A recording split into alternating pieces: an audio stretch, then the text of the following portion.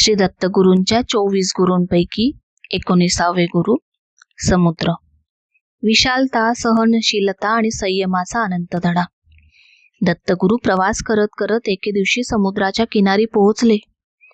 सूर्यास्ताची वेळ, आकाश केशरी झळाळत होतं आणि समोर अनंत पसरलेला निळसर महासागर. लाटा येत होत्या, हळूच पायांवर आदळत होत्या, पुन्हा विशालतेत विरत होत्या. दत्तगुरु त्या दृश्यात हरवून गेले. समुद्रच त्यांच्या पुढ्यात एक महान गुरु म्हणून उभा होता आणि तो झाला दत्तगुरूंचा 19वा गुरु समुद्र. विशाल मन, खोल ज्ञान आणि संयमानं भरलेली शक्ती. समुद्र शांतही असतो आणि वादळीही, पण त्याची विशालता कधीही आपली ओळख हरवत नाही. त्याच्या गाभ्यात मोती आहेत आणि विषारी सापही, पण तो दोघांबद्दलही अहंकार करत नाही, तक्रार करत नाही. सगळं आपल्या धैर्यानं आणि समभावानं धरून ठेवतो. दत्तगुरूंनी जाणलं, खरं विशाल मन असं असतं. दत्तगुरूंना मिळालेली शिकवण म्हणजे समुद्राने दत्तगुरूंना अनेक गहन धडे दिले. विशालता म्हणजे मनाची रुंदी. समुद्रासारखं मन मोठं असेल तर लहान सहान गोष्टी तुम्हाला हलवत नाही. सहनशीलता म्हणजे शक्ती. समुद्र लाटा स्वीकारतो पण स्वतःचं अस्तित्व राखतो.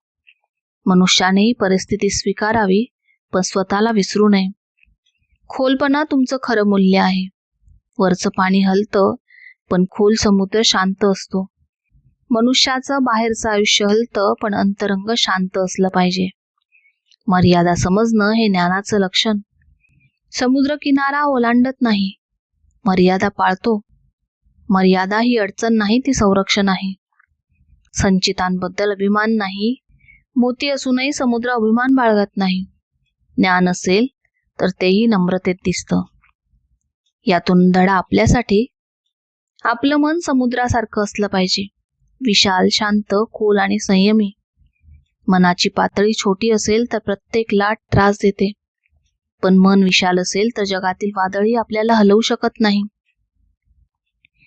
समुद्रासारखं शांत राहायला शिका आणि लाटांसारख्या येणाऱ्या समस्यांना स्वीकारून पुढे जाण्याची क्षमता वाढवा. मन समुद्रासारखं ठेवा, विशाल, खोल, शांत आणि संयमी. तेव्हा जीवनाच्या लाटा तुम्हाला हलवू शकणार नाहीत.